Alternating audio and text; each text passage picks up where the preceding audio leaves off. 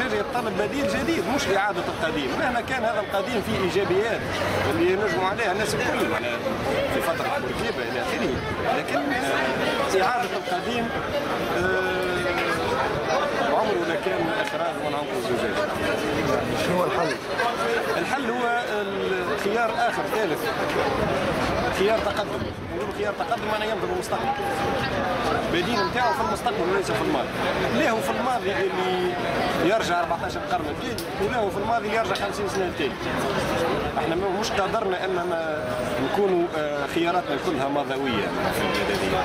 عندنا تنجم تكون خيارنا تقدمي بالمعنى انه يحلل الواقع تحليل عقلاني ويطرح بديل موضوعي، بديل موضوعي هذايا يجيب حلول او يقترح حلول للمشاكل الموجوده حاليا ويقطع مع الماضي، يقطع مع الماضي بأتم معنى الكلمه، الماضي بكل سلبياته.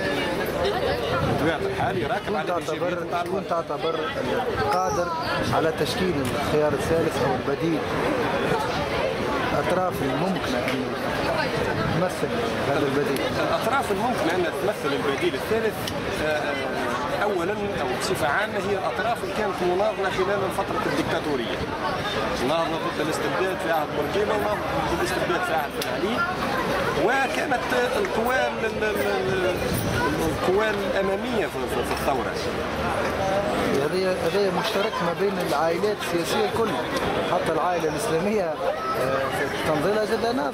لم نرى بالنسبه لي انا لا اعتبر ان العائله الاسلاميه انها ناضلت من اجل عداله اجتماعيه او من اجل ديمقراطيه او من اجل، بالعكس كان لم تكن تتبنى هذه الافكار افكار الدوله المدنيه وافكار الديمقراطيه، ناضلت من اجل احزابها ربما، ناضلت من اجل مجموعه من افكار، ناضلت من اجل طبيعه اخرى للدوله، طبيعه ديمقراطيه للدوله، لكنها لم تناضل من اجل ما طمح اليه الشباب في 17 ديسمبر 2010.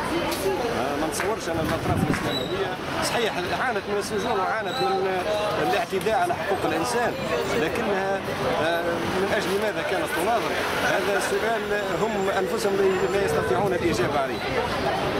يعني الاطراف التي يمكن ان تشكل هذا الخيار الثاني، الاطراف كما حكيت لك هي الاطراف اللي ناضلت في السابق، اللي هي الاطراف تتبنى الفكر التقدمي، الاطراف اللي تطرح العداله الاجتماعيه على المستوى الاقتصادي، الاطراف اللي تطرح الدوله المدنيه على مستوى طبيعه الدوله، الاطراف اللي تلتزم بحقوق الانسان